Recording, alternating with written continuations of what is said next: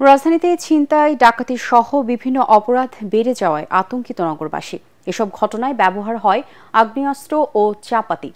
Police সক্রিয় না থাকায় একের পর এক ঘটনা ঘটছে বলে অভিযোগ ভুক্তভোগীদের। বনশ্রীতে গুলি করে ও কুপিয়ে স্বর্ণ লুটের ঘটনায় এক নিরাপত্তা কর্মীকে আটক করা হয়েছে। স্বর্ণ ব্যবসায়ীরা জানান, চাঁদার টাকা দেওয়া বন্ধ করে দেওয়ায় এই নৃশংস হামলা চালায় দুষ্কৃতিকারীরা। মনির হোসেন তপু রিপোর্ট।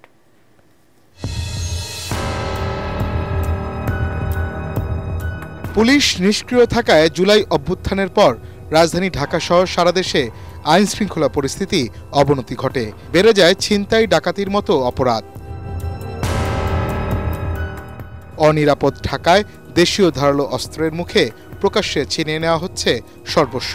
একই সাথে বেড়েছে আগ্নেয়াস্ত্রের ঝঞ্ঝনানিও। সবশেষ রোববার রাতে রাজধানীর বনশ্রীতে অলংকার জুয়েলার্সের মালিক আনোয়ার হোসেনকে গুলি ও কুপিয়ে ১৬০ ভরি স্বর্ণালংকার ও নগদ লক্ষাধিক টাকা নিয়ে যায় ছিনতাইকারীরা। একই ঘটনা ঘটেছে মোহাম্মদপুরেও।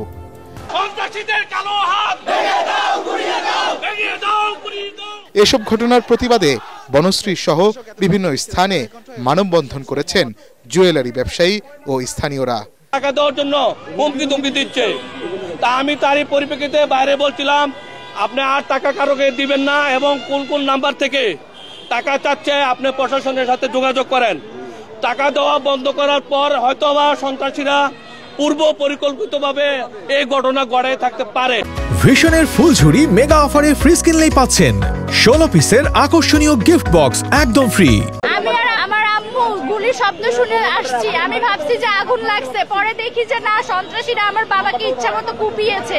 রাজশাহীতে এক কর্মশালায় যোগ দিয়ে পুলিশ মহাপরিদর্শক বাহারুল আলম বলেন, ছিনতাই প্রতিরোধে যৌথ পেট্রোলিং করবে ঢাকা মেট্রোপলিটন পুলিশ, র্যাব ও অ্যান্টি টেরোরিজম ইউনিট। আমরা বিশেষ একটা ব্যবস্থা নেওয়ার জন্য সিদ্ধান্ত নিয়েছি। Rapid action battalion, anti terrorism unit এবং ঢাকা মেট্রোপলিটন পুলিশ, 3 অর্গানাইজেশন মিলে তারা একটা ইন্টেন্সিভ পেট্রোল প্রোগ্রাম নিয়েছে। আজকের থেকে এটা বাস্তবায়িত হবে আশা করি।